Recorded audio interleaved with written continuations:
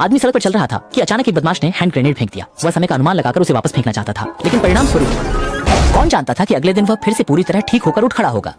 लेकिन जब वह फिर से घर से बाहर निकला, कुल मिलाकर चाहे वह कितनी बार भी मरे, वह दूसरे दिन सुबह जाग जाएगा और वही काम दोहराएगा। पहले अपने पाले हुए छोटे सुनहरी मछली को नमस्ते कहेगा, फिर वही कपड़े पहनेगा। जूते की दुकान के पास से गुजरते हुए उसने महंगे स्नीकर पर एक नजर डाली। फिर वो कॉफी की दुकान में चला गया, एक कप बिना चीनी वाली कॉफी का ऑर्डर दिया और फिर बैंक पहुंचा 2 नियमित खरीदारों के पास। सेवा समाप्त होने पर बस डाकुओं के बैंक लूटने का इंतजार था। जब डाकू ने हवा में 2 गोलियां चलाई, सुरक्षा गार्ड ने कुशलता से अपनी बेल्ट उतारकर आत्मसमर्पण किया और फिर जमीन पर लेटकर आदमी से दोपहर की चाय में क्या खाना चाहिए इस पर बात करने लगा। वे सभी इस सब के आदी हो चुके थे, क्योंकि वे असली लोग नहीं थे, बल्कि स्वतंत्रता शहर नामक खेल के भीतर के एनपीसी थे।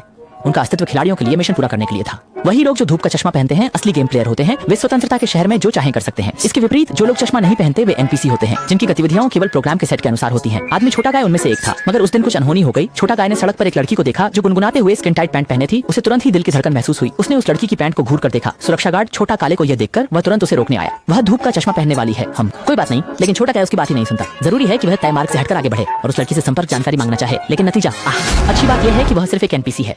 अगले दिन फिर से सामान्य रूप से जीवित हो गया। हालांकि जब वह फिर से कॉफी शॉप आया तो अचानक ऐसा लगा जैसे उसकी अपनी सोच हो गई है। उसने जबरदस्ती चीनी वाली कॉफी मांग ली। यह देखकर वेटर हैरान रह गया, क्योंकि उसे बनाना आता ही नहीं था। पास के पुलिसकर्मी और पीछे के ग्राहक भी आश्चर्य की नजर से उसे देख रहे थे। यहाँ तक कि बाहर का टैंक भी अपनी तोप उस पर केंद्रित कर रहा था। बस अपना पैर रखो, मजाक कर रहा हूँ। ओह, तुम सोचते हो कि मैं तुम्हारी बारिस्टिक कला से खुद को वंचित सभी लोग तब जाकर फिर से सामान्य हो गए। जब बैंक पहुंचे तो डकैत फिर से अपने काम पर आ गए। वह कुशलता से जमीन पर लेटा, लेकिन ज्यों ही उसने सिर उठाया उसने हैरत से देखा कि कल की वही लेदर पैंट पहनने वाली लड़की फिर से वहां थी। सुरक्षा गार्ड ने अंदाजा लगाया और उसे बताया कि वह एक धूप का चश्मा पहनने वाली है। तुम दोनों का कोई नतीजा नहीं निकलेगा। और यह वाक्य सुनकर छोटे गाय को अचानक सब समझ में आ गया। वह सोचने लगा कि क्यों ना खुद के लिए भी एक धूप का चश्मा ले ले। इसलिए वह धीरे धीरे डाकू के पास गया और उसका धूप का चश्मा लेने की कोशिश की। इसके बदले उसे एक जबरदस्त मार पड़ी। यह देखते हुए कि वह लड़की दूर जा रही थी, उसने तुरंत उठकर विरोध किया। खिलाड़ियों के साथ झगड़े के दौरान गलती से गोली चल गई और उसने उसे फिर से मार गिराया। वह ज्यादा नहीं सोच सका और धूप का चश्मा लेकर बाहर भाग गया। इसके बाद उसने धूप का चश्मा पहन लिया। सामने का दृश्य देखकर वह चौंक गया। न केवल सभी इमारतें बदल गईं, बल्कि पूरी गली में विमान और तोप थे। इसी समय बगल में एक चिकित्सा पैकेज प्रकट हुआ। उसने हाथ बढ़ाकर छुआ और तुरंत उसकी चोटें ठीक हो गईं। यह अनुभव बहुत शानदार था। अचानक एक खिलाड़ी उसके सामने गिरकर मर गया और उसके शरीर से ढेर सारा पैसा दिखाई दिया। उसने हाथ बढ़ाकर उठाया और ये पैसे तत्काल उसके खाते में जमा हो गए।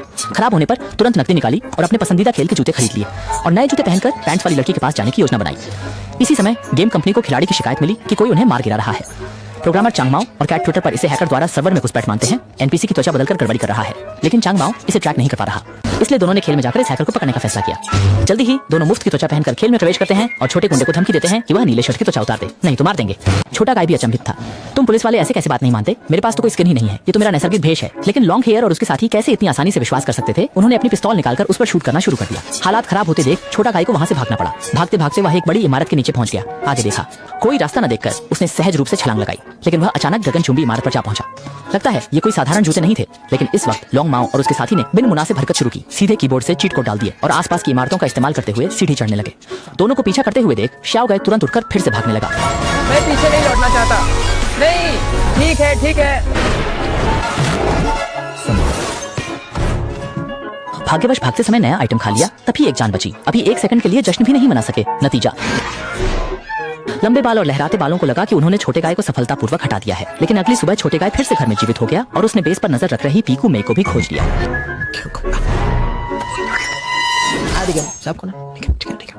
वो अजीब इंसान। अभी तक समझाने का समय नहीं मिला था, तभी किले के गार्डों ने उन्हें देख लिया। खाल के पैंट में छिपी छोटी तलवार पिस्तौल बन गई और पलटवार शुरू हो गया, लेकिन योजना विफल हो चुकी थी।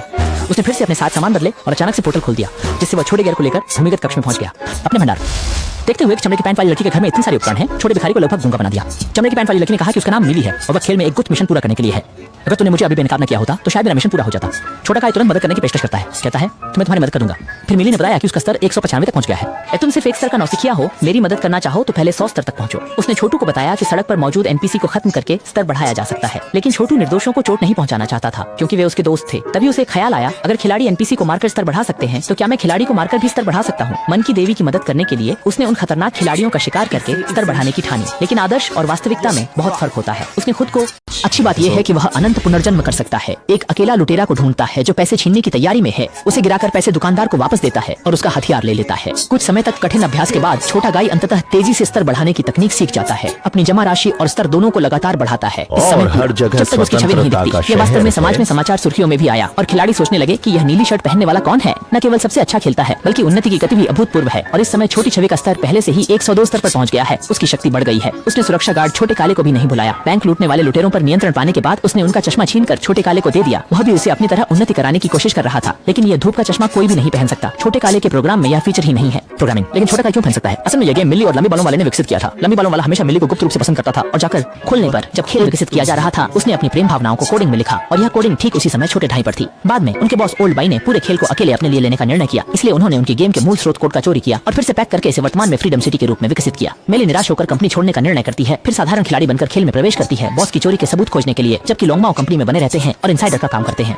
इसलिए जब छोटा गे ने पहली बार मिल्ली को देखा तो वह उससे मंत्रमुग्ध हो गया और अपनी आत्म जागरूकता का भी एहसास हुआ। इस समय मिल्ली ने पहले ही पता लगा लिया था कि उनके खेल की चोरी का सबूत पुरानी लाइन ने इसी बेस में छुपाया है, लेकिन यहाँ सुरक्षा बहुत कड़ी थी, अंदर जाना संभव नहीं था। इसलिए उसने लंबे बालों वाला व्यक्ति से संपर्क किया जिसने उसे हैकिंग टूल्स का उपयोग करके एक दरवाजा खोल दिया। पर जब उसने डेटाबेस में महत्वपूर्ण सबूत पाए तो बेस में अचानक से अलार्म बजने लगे और फिर कुछ हथियारबंद हैकर उस पर उन्मादी गोलीबारी करने लगे। सही समय पर छोटा गे वहाँ पहुँच गया, लेकिन अधिक गार्ड आ गए, दोनों को घेर लिया। मिली ने हथियार निकालकर मुकाबला शुरू किया और साथ ही एक किक में शाओकाई को युद्ध क्षेत्र से बाहर कर दिया। मिली के जंग के दौरान खूबसूरत अंदाज को देख शाओकाई अपनी भावनाओं को रोक नहीं पाया और होंठ चबा लिए, लेकिन अचानक किक ने उस खूबसूरती को तोड़ दिया। दोनों ने बेहतरीन तालमेल दिखाया, गार्डों को हरा दिया। शाओकाई तेजी से डुकाटी पर सवार हुआ। मिली ने गार्ड पर पांव रखकर हवा में छलांग लगाई और एक हवा में पलटी मारते हुए शाओकाई के सामने आ गई। अरे क्या तुम्हारी जेब में एक ग्लॉक है? क्या? ये बहुत पास है।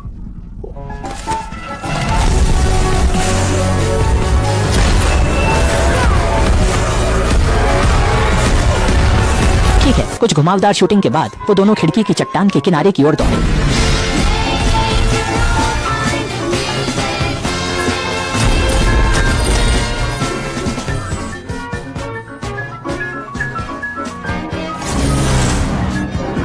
इस तरह दोनों विमान से यहाँ से चले गए। वे शाओकाई के गोदाम में पहुंचे और देखा कि इतने कम समय में शाओकाई ने इतना सारा सामान इकट्ठा कर लिया। मिली को तुरंत इस महत्वाकांक्षी खिलाड़ी के प्रति अच्छा महसूस हुआ और वे साक्ष्य खोजने के उद्देश्य को भी भूल गए। दोनों हर दिन एक दूसरे के साथ रहते थे, न केवल साथ में आइसक्रीम खाने गए बल्कि साथ में झूला झूलने भी गए और अंत में साथ में मैच भी हुआ। लंबे बालों वाले ने सपने में भी नहीं सोचा था कि उसने वास्तव में खेल में अपने लिए एक प्रतिस्पर्धी बना लिया। उसने माइली और छोटे गाय की खेल में करीबी संबंध देखे।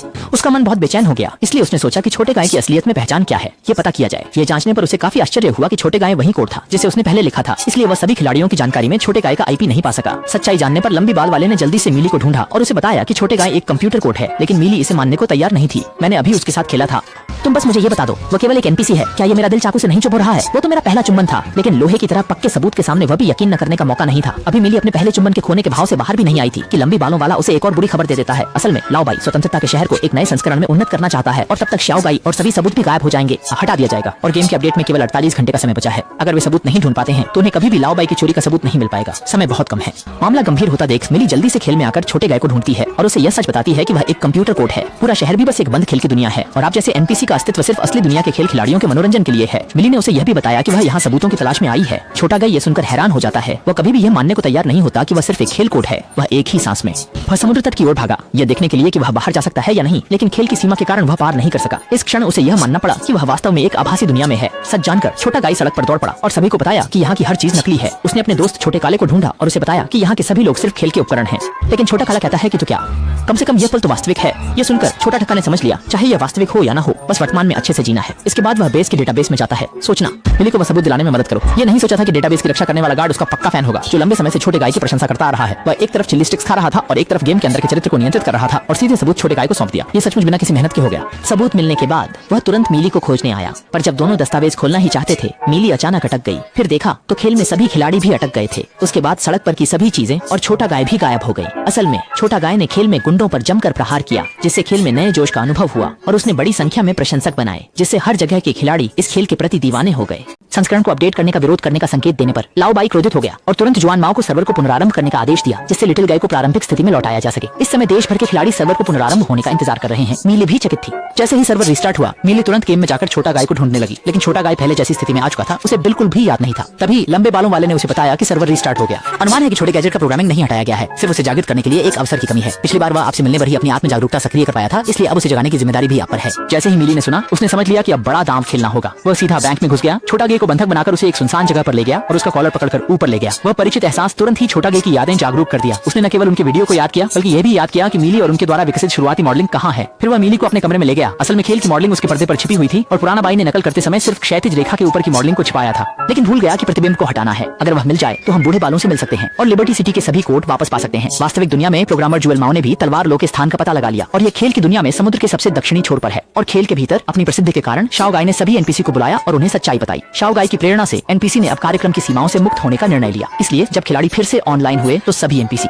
अदृश्य हो गई। केवल एक खाली शहर बाकी रह गया। इससे वास्तविक दुनिया में बड़ी संख्या में खिलाड़ी असंतुष्ट हो गए और यह बात भी बूढ़े बाई तक पहुंच गई। इसलिए उसने अंदर के जिम्मेदार छोटे गाय और मिली को खत्म करने का फैसला किया। जल्दी ही मिली का खाता हटाया गया। अब केवल छोटा गाय अकेला आगे बढ़ा। सौभाग्य से प्रोग्रामर कर्ली ने उसके लिए एक पुल तैयार कर रखा था, लेकिन तभी 8 पैक वाली एक शक्तिशाली व्यक्ति छोटे गाय के सामने आ गया और वह बूढ़े बाई द्वारा तैयार किया गया हत्यारा था। छोटे गाय के पास कोई मुकाबला करने की शक्ति नहीं थी। उसे बुरी तरह पीटा गया। Koneshko，小盖持枪的墨镜戴上，今日还出美国队长盾牌，并深深拿出了大块头的致命一击。महत्वपूर्ण क्षण पर छोटे गाय ने झंडे के पास कृष्ण पहन दिए और आश्चर्यजनक रूप से अमेरिकी कप्तान की ठाप बुलाकर बड़े गंभीर निशाने को रोक लिया। और ढाल के पीछे से एक बड़ा मुक्का आया जो हरा दानव का था और बड़ा कद वाला 10 मीटर दूर जा गिरा। वहीं छोटे गे ने तुरंत चिकित्सा पैक निकाल लिया और अपनी स्थिति को ठीक किया। फिर अगली बार एक लाइट सैबर बुलाया।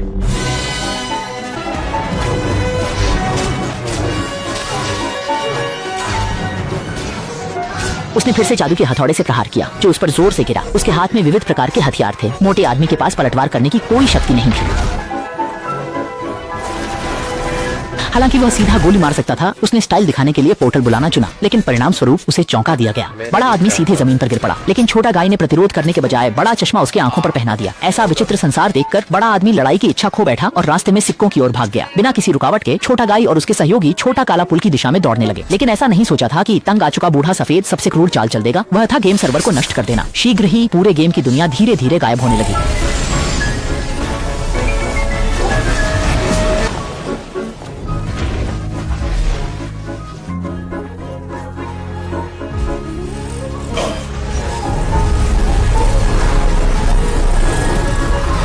बेचारा छोटा गाय सिर्फ दौड़ता रहा और आखिरकार अंतिम क्षण में समुद्र में कूद गया। और यह स्थान भी पूरे खेल की मॉडलिंग का स्थान था। पर्याप्त सबूत होने पर लॉ बाई को पुलिस ने तुरंत गिरफ्तार कर लिया और छोटा गाय भी एक हरी भरी परफेक्ट दुनिया में पहुंच गया। सभी एनपीसी ने मिलकर खुशियां मनाई और छोटा गाय ने सबके लिए एक नई भूमि खोज ली। मिल्ली ने फिर से अकाउंट पंजीकरण कर गाय को पाया। गाय ने उसे बताया कि वह सचमुच उससे प्यार करता है, लेकिन यह भी सिर्फ प्रेम का कोड है और सच में उससे कोई और प्यार करता है। समझदार मिल्ली जल्दी से गेम से बाहर निकलकर लंबे बालों वाले व्यक्ति को ढूंढती है। दोनों एक दूसरे की ओर देखते हैं। सब कुछ बिना बोले ही समझ में आ जाता है। इसलिए उसके बाद का गेम वर्ल्ड भी पहले के सेटिंग से बदल गया। एनपीसी अब खिलाड़ियों द्वारा वध के उद्देश्य नहीं रहे। छोटा गाय फिर से अपने दोस्त छोटा ब्लैक से मिला और दोनों उत्साह से गले मिले। यहाँ तक कि बड़े भालू के साथ भी अच्छे दोस्त बन गए।